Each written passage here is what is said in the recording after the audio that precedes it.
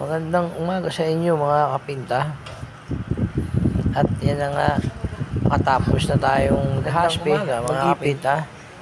Ngayon naman po, tinataputan na natin siya. Gamit pa rin ang camel brush mga kapinta na bamboo. Yan mga kapinta. Tatapot na po tayo. First coat pa lang po tayo ng tapot natin na clear gloss lacquer. Yan nga po palang ginawa natin. Ang tawag po dyan ay Duco Varnish. Dati na po siyang may pintura na latex type na kulay blue. Binago lang po natin siya. Ginagyan po natin siya ng design. Ginawa natin mukhang kahoy.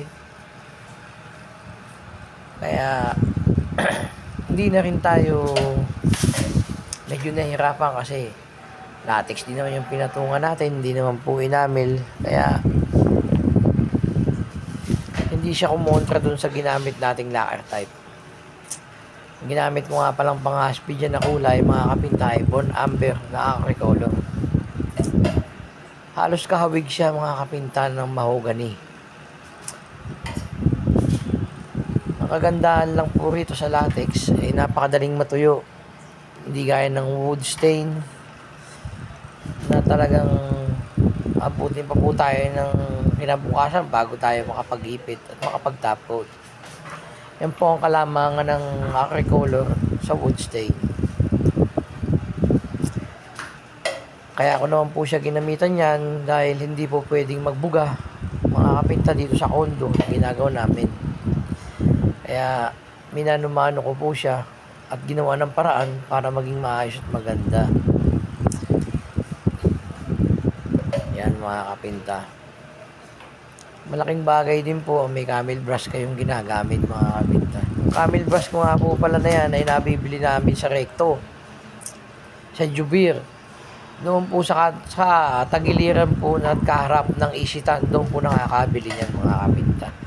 Kung gusto nyo bumili, punta lang po kayo doon, makikita nyo po yung pangalan Jubir.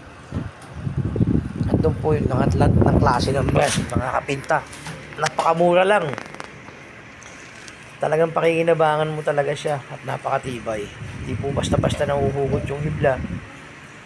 Napakatibay po ng quality ng camel brush na yan. Abot kaya pa yung presyo. Tuloy-tuloy natin to mga kapinta. Makikita nyo, iipitan pa natin susunod mga kapinta. Yung takip, yung cover niyan, ayan mga kapinta. Ayan po ang cover niyan. Yan ang pintuan ng cabinet. Isa-isa ko na po siyang tinatapon mga kapinta para maikabit na natin yung conceal at mai-attach na natin dyan sa buo sa katawan ng cabinet. Mamaya makikita niyo po yung kabuuan ng aking ginawa. Yung tapos na po siya at naikabit na natin lahat.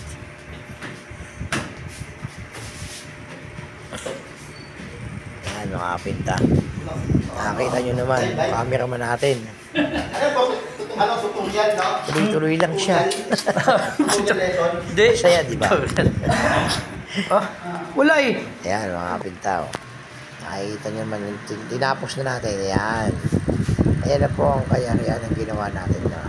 Nakikabit ko na po yung concealed na hydraulic. Automatic siya, mga kapinta. Hindi siya biglang umahampas. Ayan. Duco Varnish po ang finish natin dyan. Shiny finish mga kapinta. Lagi natandaan. Yan. Kita nyo naman ang pagbubukas. At ang pagsara, dahan-dahan lang po siyang humasara mga kapinta. Hindi siya biglang umahampas. Yan po yung kaibahan ng hydraulic dun sa hindi hydraulic mga kapinta. Ang ayos na, di ba? Dati pong kulay blue yan. May gusto po magtanong, huwag po kayo mahiya, comment lang po kayo, PM nyo lang po ako kung gusto nyo. Maayos natin nang sasagot ang katanungan nyo mga kapinta. Hindi tayo madamot. Nais nating matutong lahat para sa kaunting kaalaman lang. Hanggang sa muli mga kapinta. Maraming salamat po sa panonood. Ingat kayo palagi. Bye-bye. Salamat. Ingat. Bye-bye.